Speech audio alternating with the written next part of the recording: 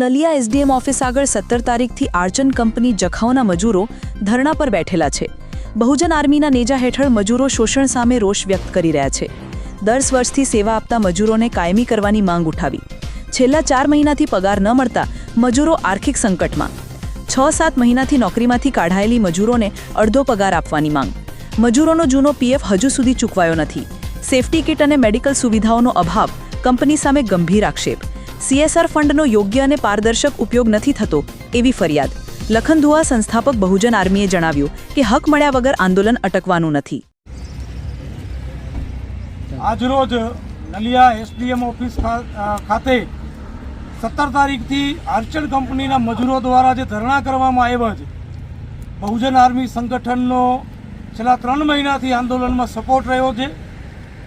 એ મુદ્દા ઉપર ફરી પાછો હું આજે આ ધરણામાં આવ્યો છું। અલગ અલગ સમાજના લોકોએ સપોર્ટ આપ્યો છે, અલગ અલગ વિવિધ પાર્ટીઓએ, રાજકીય પાર્ટીઓએ પણ આ ધરણાને સપોર્ટ આપ્યો છે, ભાજપને છોડીને। મારી કલેક્ટરશ્રી, સરકારશ્રી, પોલીસ તંત્રને એક માંગ છે કે વહેલી તકે આ ધરણાનું નિવારણ કરવામાં આવે, કારણ કે મુદ્દો જેન્યુન છે, પોતાના હક અધિકારનો છે, કોઈ ગેરવ્યાજબી લડત નથી, સંવૈધાનિક લડત છે। આ લડતને હવે પૂરી કરવામાં આવે, અન્યથા 30 તારીખ પહેલા એક ઉગ્ર આંદોલન જખાઉ જેટી જ્યાં કને આર્ચન કંપનીનું ગેટ આવેલું છે એ ગેટ બંધ કરવામાં આવશે। મારી વિનંતી છે આ વહીવટી તંત્ર પાસે, કંપનીના મેનેજમેન્ટ પાસે પણ એ વિનંતી છે કે 17 જણાને કાયમી નોકરી ઉપર રાખવાની વાત છે। 4-4 મહિનાથી પગાર નથી આવ્યા, એ પગાર આપવાની વાત છે। સેફટી અને સિક્યુરિટીની વાત છે। વર્ષોથી જે પીએફ બાકી પડ્યા છે, પીએફ આપવાની વાત છે। આ સામાન્ય મુદ્દાઓ છે। આ મુદ્દાઓ ઉપર 30 તારીખ પહેલા જો પૂરા નહીં કરવામાં આવે તો ઉગ્ર વિરોધ કરવામાં આવશે।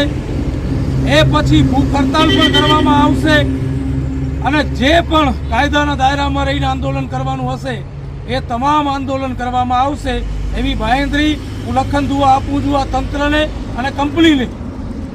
આ તમામ મજૂરો છે કોઈ કરોડપતિના દીકરા નથી। આજે 12,000 ને 14,000 ને 7,000માં નોકરી કરવાવાળા લોકો છે। સરકાર તાનાશાહ છે, પણ મને વિશ્વાસ છે પોલીસ તંત્ર અને વહીવટી તંત્રમાં 30% એવા સારા અધિકારીઓ પણ છે જે ગરીબ માણસોની વેદનાને સમજે છે। તો આપ આપના પ્રયત્ન કરો અને વહેલી તકે આ 30 તારીખ પહેલાં મુદ્દાઓ ઉપર કામ થાય, તમામને રોજગારી સારી મળે અને આ મુદ્દાઓ કમ્પ્લીટ થાય, અન્યથા ઉગ્ર વિરોધ થશે એની જવાબદારી લઉં છું। કાયદો હાથમાં નહીં લઈએ, સંવૈધાનિક રીતે આંદોલન થશે અને એસડીએમ ઓફિસ આગળ અમે એસડીએમ કચેરી જે છે મૂળ જ્યાં ડેપ્યુટી કલેક્ટર શ્રી બેસે છે ત્યાંથી 300 મીટર દૂર બહાર ગેટ પાસે ધરણા કરીને બેઠા છીએ। તો અહીંયાથી કોઈને ઉઠાવવામાં આવે નહીં, કારણ કે જાહેરનામું જે 100 મીટરનું છે, અહીંયા તો 250 થી 300 મીટર થાય છે, એટલે અહીંયાથી પણ કોઈને ઉઠાડવામાં આવે નહીં જ્યાં સુધી આ લડત ચાલુ છે ત્યાં સુધી। એટલે તંત્ર પાસે ફરીને વિનંતી કરીએ છીએ કે આ ગરીબ લોકોની માંગો તાત્કાલિક ધોરણે આર્ચન કંપની સ્વીકાર કરે, અન્યથા 30 તારીખ પહેલાં ફરી પાછો આર્ચન કંપનીનો ગેટ બંધ કરવામાં આવશે અને એ પછી હું પોતે આ લોકોની સાથે ભૂખ હડતાલ ઉપર એસડીએમ કચેરી નલિયા ખાતે હું ભૂખ હડતાલ ઉપર બેસી જઈશ આ અબડાસાના જખાઉના આર્ચન કંપનીના મજૂરો માટે। ધન્યવાદ।